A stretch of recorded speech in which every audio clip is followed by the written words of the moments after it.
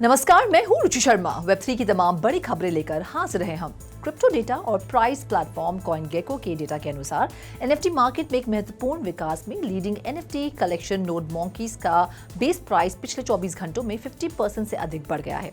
Base price में इस वृद्धि के चलते नोड मॉन्कीज आज मार्केट वैल्यू के मामले में famous NFT collection bored ape yacht club से आगे निकल गई हैं, जो एनएफटी दुनिया में एक उल्लेखनीय बदलाव का संकेत देता है।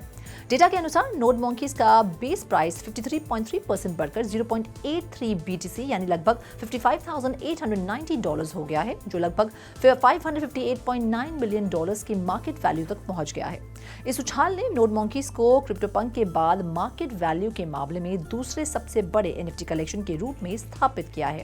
क्रिप्टो स्लैम के डेटा से ये भी पता चलता है कि नोड मॉन्कीज की सेल्स में उल्लेखनीय वृद्धि हुई है। पिछले 24 घंटों में 140.8% की वृद्धि के साथ सेल्स वॉल्यूम $5.1 मिलियन तक पहुंच गई है। इसके साथ साथ एक अन्य बिटकॉइन एनएफटी कलेक्शन रूनस्टोन्स की मार्केट वैल्यू में 40.7% की वृद्धि देखी गई है और मार्केट वैल्यू $306.5 मिलियन तक पहुंच गई है, जो मार्केट वैल्यू के हिसाब से छठी सबसे बड़ी एनएफटी कलेक्शन बन गई है। बढ़ते हैं अगली खबर की ओर। स्टारबक्स ने घोषणा की है कि वह 31 मार्च को अपना ओडिसी बीटा प्रोग्राम समाप्त कर देगा। प्रोग्राम ने कस्टमर्स को नॉन फंजिबल टोकन्स के रूप में डिजिटल कलेक्टिबल स्टैम्प्स कमाने और खरीदने की अनुमति दी। ओडिसी मार्केटप्लेस, जहां यूजर्स अपने डिजिटल स्टैम्प्स को ट्रेड कर सकते हैं, कम्युनिटी डिस्कॉर्ड सर्वर के साथ ही बंद हो जाएगा। स्टारबक्स ने प्रोग्राम को समाप्त करने का कोई कारण नहीं बताया, लेकिन कहा कि वह आगे क्या होगा इसकी तैयारी कर रहे हैं, क्योंकि वह प्रोग्राम को विकसित करना जारी रख रहे हैं। हालांकि यूजर्स निफ्टी गेटवे मार्केटप्लेस पर स्टैम्प्स खरीद, बेच और ट्रेड कर सकेंगे। वेबसाइट के अनुसार स्टारबक्स ने कहा, हम ये देखने के लिए उत्साहित हैं कि आगे क्या होता है और अपनी लगातार सहभागिता और प्रतिक्रिया के लिए आभारी हैं। हम स्टारबक्स में कम्युनिटी और वफादारी को आगे बढ़ाने के लिए इन विभिन्न तरीकों का परीक्षण करने का अवसर पाकर आभारी हैं और हम इन लर्निंग्स को व्यापक दर्शकों तक पहुंचाने के लिए तत्पर हैं। बाकी अहम खबरों के लिए करते हैं विशाखा का रुख। मीडिया मोगल पेरिस हिल्टन के नवीनतम रोब्लॉक्स एक्सपीरियंस लिविंग लैंड को अगस्त 2023 और फरवरी 2024 में लॉन्च के बीच की अवधि के दौरान 3.2 मिलियन से अधिक यूजर्स द्वारा देखा गया है। हिल्टन के 1111 मीडिया और metaverse research think tank geek द्वारा को-ऑथर्ड एक रिपोर्ट के अनुसार एक्सपोजर का ये स्तर $60 मिलियन के ट्रेडिशनल एडवर्टाइजिंग कैंपेन के बराबर है। 42 पेजेस की रिपोर्ट रोब्लॉक्स के लेंस के माध्यम से मेटावर्स एडवर्टाइजिंग की स्थिति की जांच करती है। एक मेटावर्स गेमिंग प्लेटफॉर्म जो कि Q4 2023 तक 71 मिलियन से अधिक डेली यूजर्स का दावा करता है।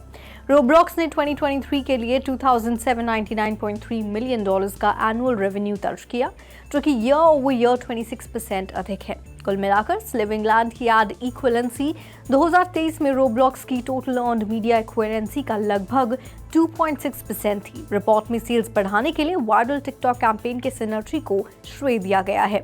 अब बढ़ते हैं अगली खबर की ओर। लेयर 1 ब्लॉकचेन कार्डानो ने अपने पहले 1:1 fully fiat backed stable coin USDM launch किया है, जो कि $146 बिलियन स्टेबल कॉइन मार्केट में नवीनतम प्रवेशी है, जिसमें कि ईथर, टेदर और सर्कल का वर्चस्व है। 17 मार्च को लॉन्च किया गया है ये और मेहन फाइनेंस को फाउंडेड स्टेबल कॉइन होल्डर्स को मिंट करने की अनुमति देती है या यूनाइटेड स्टेट्स डॉलर के माध्यम से USDM को मिंट करने या रिडीम करने की अनुमति देता है और मौजूदा कार्डानो बेस्ड स्टेबल कॉइन्स जैसे कि DTED और IUSD से अलग है, जो कि एल्गोरिथमिक और सिंथेटिक बेस्ड है। मेहन के फाउंडिंग पार्टनर मैथ्यू प्लॉमन ने कहा कि कार्डानो पर स्टेबल कॉइन लॉन्च करने की राह आसान नहीं थी। 2023 में अमेरिकी बैंकों के साथ मुद्दों के कारण देरी हुई। Over to Roshni. Dencun update के कुछ दिनों बाद 16 मार्च को Coinbase Ethereum layer 2 network base पर डेली ट्रांजैक्शन रिकॉर्ड 2 मिलियन तक बढ़ गया। अपडेट से एक दिन पहले बेस लगभग 440,000 ट्रांजैक्शन संभाल रहा था। यह अगले दिन बढ़कर 1.1 मिलियन हो गया और उसके बाद ही दिनों में बढ़ता रहा। 16 मार्च को ये 2 मिलियन तक पहुंच गया। इसके साथ साथ 16 मार्च को बेस पर डेली न्यू यूजर्स की संख्या बढ़कर 666,866 हो गई, जो डेनकन अपग्रेड से पहले दिनों में एवरेज से 3,200% से अधिक है। डेनकन अपडेट की वजह से बेस फीस में उल्लेखनीय कमी आई है, जो ट्रांजैक्शन में 350% की वृद्धि से जुड़ा हुआ है। ब्लैक स्काउट के अनुसार अपडेट के बाद बेस की एवरेज ट्रांजैक्शन कॉस्ट में 60% से अधिक की कमी आई है। तो आज के लिए फिलहाल इतना ही। ऐसी वेब3 से जुड़ी खबरों के लिए देखते रहिए 3.2 टीवी। ऐसी और ज़्यादा अपडेट्स के लिए हमारी वेबसाइट www.3versetv.io पर लॉग ऑन करें या फिर स्कैन करें QR कोड। Thank you.